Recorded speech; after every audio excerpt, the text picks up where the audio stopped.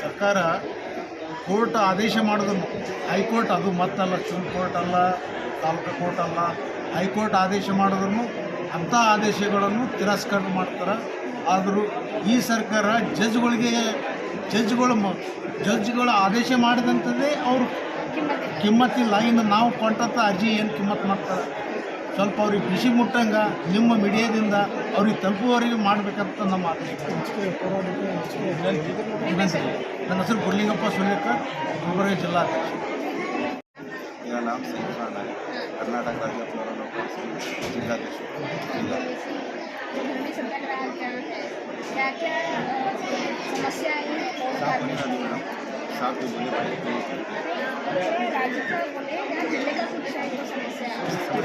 राज्य का समस्या ये पूरे बीदर, औराद, अलीखेड़, हुमनाबाद, चंद्रपा, पूरे डिस्ट्रिक्ट पूरे बसों को यहाँ पूरे लोग हैं, पूरे लेबर और ऑफिस स्टाफ है, बीदर ऑफिस स्टाफ है। मेरा नाम सईद खान। 13 ಯಾವುದೇ ಸರ್ಕಾರಕ್ಕೆ ನಾವು ಸರ್ಕಾರ ಬಂದಾಗಿದ್ದರೂ ಸಹ ನಾವು ಮನವಿಗಳನ್ನ ಬೇಡಿಕೆಗಳನ್ನ ನಾವು ಕೊಡ್ತಾನೆ ಇದ್ದೀವಿ. ಅವ್ರು ಈಡೇರಿಸ್ತೀವಿ, ಪರಿಶೀಲಿಸ್ತೀವಿ, ನೋಡ್ತೀವಿ ಅಂತ ಹೇಳ್ತಾನೆ ಬಂದಿದ್ದಾರೆ ಸರ್. ಇದು ಸುಮಾರು ನಮಗೆ 8 ರಿಂದ 10 ವರ್ಷದ ಹೋರಾಟ. ಇದು ಕೆಲವೊಂದು ಸಣ್ಣ ಪುಟ್ಟ ವಿಷಯಗಳನ್ನ ಹೊರತುಪಡಿಸಿದರೆ ಪ್ರಮುಖವಾಗಿ ನಮಗೆ 9 ಅಂಶದ ಬೇಡಿಕೆಗಳಿವೆ. ಆ 9 ಅಂಶದ ಬೇಡಿಕೆಗಳನ್ನ ಸುಮಾರು ಸರ್ಕಾರ ಬಂದಾಗಿಂದ ರಚನೆ ಆದಾಗಿಂದಲೂ ನಾವು ಅವ್ರಿಗೆ ಮೆಮೊರಂ ಕೊಡ್ತಾನೆ ಇದ್ದೀವಿ. ಹೋಗೋದು ಆಹಾರ, ಶಾಲಾ ಆಶ್ವಾಸನೆ ಕೊಡ್ತಾನೇ ಇದ್ದಾರೆ. ಈ ಬಜೆಟ್ನಲ್ಲೂ ನಮ್ಮನ್ನು ಕೈಬಿಟ್ಟು ಕೊಟ್ಟ ಆಶ್ವಾಸನೆಗಳನ್ನ ಯಾವುದೂ ಈಡೇರಿಸಲಿಲ್ಲ. ಹಾಗಾಗಿ ಈಗ ನಾವು ನಮ್ಮ ಪೌರಾಡಳಿತ ಸಚಿವರ ಮನೆ ಮುಂದೆ ನಾವು ಇವತ್ತು ಸಾಂಕೇತಿಕವಾಗಿ ಮಾಡ್ಕೊತಾ ಇದ್ವಿ. ಯಾವುದೇ ರೀತಿ ನಾವು ಗಲಾಟೆ ತಂದಾಗ ಮಾಡೋಕ್ಕೆ ತಯಾರಿಲ್ಲ. ನಮ್ಮ ಶಾಂತಿಯುತವಾಗಿ ನಾವು ಇಲ್ಲಿ ಒಂದು ಇವತ್ತಿನ ಒಟ್ಟಿಗೆ ನಾವು ಆಚರಣೆ ಮಾಡಿಬಿಟ್ಟು ಇವತ್ತು ಸಚಿವರಿಂದ ನಮಗೆ ಏನು ಹೇಳಿಕೆ ಬರ್ತದೆ, ನಮಗೇನೋ ತೃಪ್ತಿದಾಯಕ ಅನಿಸಿದ್ರು ಅಂತಂದರೆ ನಾವು ಮುಂದಿನ ಹೆಜ್ಜೆಯನ್ನು ಇಡೋದಕ್ಕೆ ನಮಗೂ ಅನುಕೂಲ ಆಗುತ್ತೆ. ಸಚಿವರು ಇವತ್ತು ಎಲ್ಲೇ ಇದ್ದರೂ ಕೂಡ ಬಂದು ಬೆಳಗ್ಗೆ ಸಿಗ್ತೀವಿ ಅಂದರೂ ಅದು ನಮಗೆ ಅವ್ರು ಸಿಕ್ಕಿಲ್ಲ. ಏನೋ ತುರ್ತು ಸಂಪುಟ ಸಚಿವ ಕರೆದಿದ್ದಾರೆ ಅಂತ 4 ಗಂಟೆ ಬರ್ತೀವಮ್ಮ ಒಂದು ಮಾಹಿತಿ ಕೊಟ್ಟಿದ್ದಾರೆ. ಅವ್ರು ಬಂದರೂ ಸರಿ, ಬರದೇ ಇದ್ದರೂ ಸರಿ, ಅವ್ರು ಬಂದು ನಮ್ಮ ಆವಾಸನ ತಗೋಬೇಕು. ತಗೊಳ್ಳದೇ ಇದ್ದರೆ ನಮಗೆ ತೃಪ್ತಿಕರವಾಗಿ ನಮಗೆ ಆಶ್ವಾಸನೆ ಕೊಡದೇ ಇದ್ದರೆ ನಾವು ಮುಂದೆ ಮೇ 5 ತಾರೀಕು ನಾವು ಕಾಯ್ತಿದ್ದೀವಿ. ನಂತರ 6ನೇ ತಾರೀಕು ನಮ್ಮ ಅಧ್ಯಕ್ಷ ಒಂದು ಅಪ್ಲೈ ಮೇರೆಗೆ ರಾಜ್ಯಾದ್ಯಂತ ಇರ್ತಕ್ಕಂಥ ಎಲ್ಲ ನೌಕರರ ಒಂದು ಜನರ ಬಳಿ ಮೀಟಿಂಗ್ ಕರೆದು ಅಲ್ಲಿ ಒಂದು ತೀರ್ಮಾನ ತಗೊಂಡು ನಾವು ಸರ್ಕಾರಕ್ಕೆ ಒಂದು ಗಡುವು ಕೊಡ್ತಾ ಇದ್ದೀವಿ.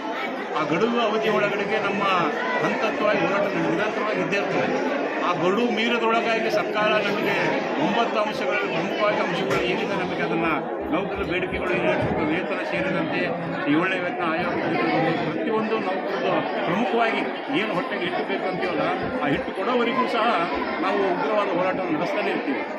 ನಂತರ ನಮಗೆ ಗಡುವು ಮೀರಿದ ಮೇಲೂ ಸಹ ನಮಗೆ ಸರ್ಕಾರ ನಮಗೆ ಸ್ಪಂದನೆ ಕೊಡಲಿಲ್ಲ, ನಮಗೆ ತೃಪ್ತಿದಾಯಕವಾಗಿ ನಮಗೆ ಉತ್ತರ ಕೊಡಲಿಲ್ಲ ಅಂತಂದರೆ ನಾವು ನಂತರ ದಿನಗಳಲ್ಲಿ ಉಗ್ರವಾದ ಹೋರಾಟ ಹಮ್ಮಿಕೊಂಡು ನೀರು ಸರಬರಾಜು, ಸ್ವಚ್ಛತೆ, ಕಚೇರಿ ಕೆಲಸಗಳನ್ನು ಎಲ್ಲವನ್ನೂ ನಾವು ಸ್ಥಗಿತಗೊಳಿಸಿ ಏನು ಹಿಂದೆ CM S L ಕೃಷ್ಣ ಅವರಿದ್ದರು ಆ ಕಾಲದಲ್ಲಿ 2 ಟೈಮ್ ನಾವು ಉಗ್ರವಾದ ಹೋರಾಟ ಹಮ್ಮಿಕೊಂಡಿದ್ವಿ. ಆಗ ಇಡೀ ರಾಜ್ಯಾದ್ಯಂತಲೇ ಒಂಥರ ಮೂಕವಿಸ್ಮಯವಾಗಿ ನೋಡಿತ್ತು ನಮ್ಮ ಕಡೆಗೆ. ಆ ಥರ ಮತ್ತೆ ಮುಂದಿನ ದಿನಗಳು ಕಾದಿದ್ದಾವೆ. ದಯವಿಟ್ಟು ಸರ್ಕಾರ ಇದಕ್ಕೆ ಆಸ್ಪತ್ರೆ ಕೊಡಬಾರ್ದು.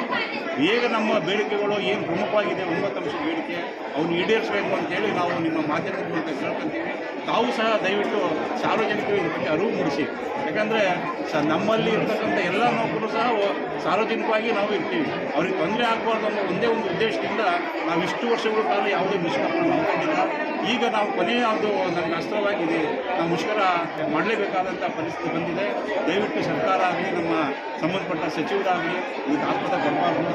ನಮ್ಮ ಬೇಡಿಕೆಗಳು ಏನಿದ್ದಾವೆ ಅದನ್ನು ಕರೆದು ಚರ್ಚೆ ಮಾಡಿ ನಮಗೊಂದು ಆದೇಶ ಕೊಡೋವರೆಗೂ ಸಹ ನಾವು ಈ ಸದ್ಯಕ್ಕೆ ನಮ್ಗೆ ಏನು ನಾವು ಇವತ್ತು ದಿವಸ ಹಮ್ಮಿಕೊಂಡಿದ್ದೀವಿ ಇಲ್ಲಿ ನಾವು ಸಚಿವರ ಮನೆ ಮುಂದೆ ಬಿಟ್ಟು ತಗೊಳ್ಳಲ್ಲ. ನಾವು ಸಚಿವರು ಬರಬೇಕು, ನಮಗೆ ಆಶ್ವಾಸನೆ ಕೊಡಬೇಕು, ನಮಗೆ ತೃಪ್ತಿ ಅನ್ನಿಸ್ಬೇಕು. ಆವಾಗಲೇ ನಾವು ಇವತ್ತಿಂದ ಇಲ್ಲಿಂದ ಹೆಜ್ಜೆ ಇಡೋದು. ದಯವಿಟ್ಟು ತಾವು ಸಹ ಮಾಧ್ಯಮದ ಮೂಲಕ ಸಚಿವರಿಗೆ ಗಮನಕ್ಕೆ ತಂದು ನಮಗೂ ಸಹ ನೀವು ಮಾಧ್ಯಮದವರು ಸಹಕಾರಿ ಆಗಿರ್ಬೇಕು ಅಂತೇಳಿ ನಾವು ಈ ಮೂಲಕ ನನ್ನ ಹೆಸರು ರಾಘವೇಂದ್ರ.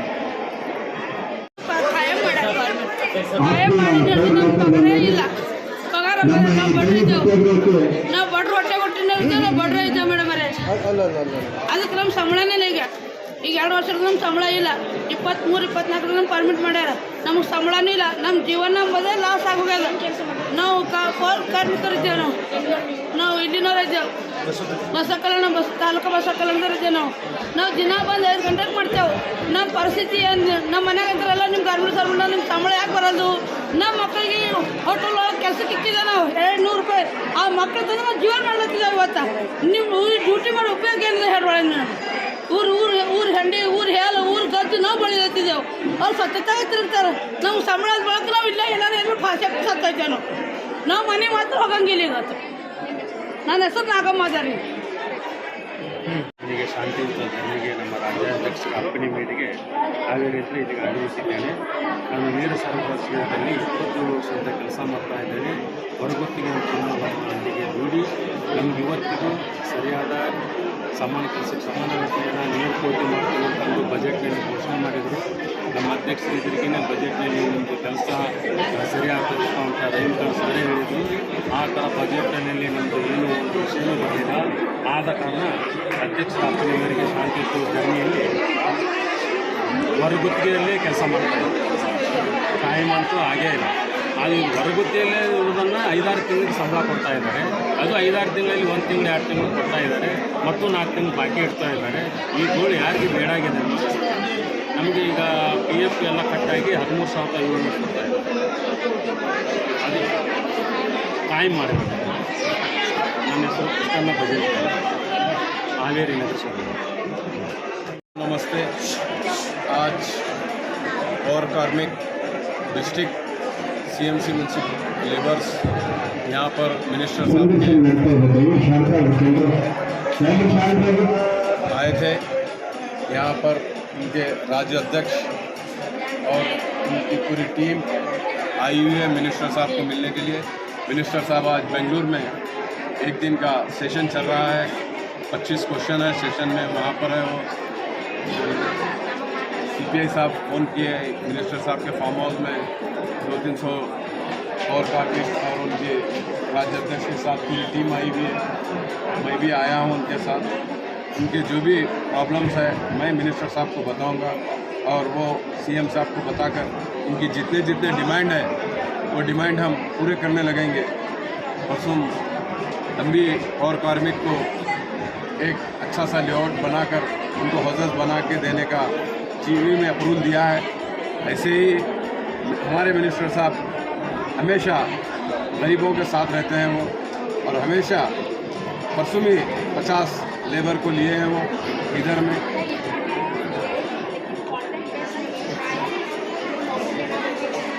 बिल्कुल नौकरी जो उनकी जो भी डिमांड है वो परमानेंट जो भी डिमांड है वो तो मेरे हाथ में है ना। वहाँ गवर्नमेंट को गाइडलाइंस जाएंगी, गवर्नमेंट से अप्रूवल हो जाएंगे, तो कोशिश करके करेंगे वो गवर्नमेंट से करेंगे।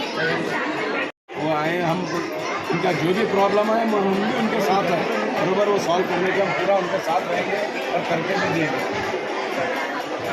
भाई उनके boss CMC president leader CM साहब।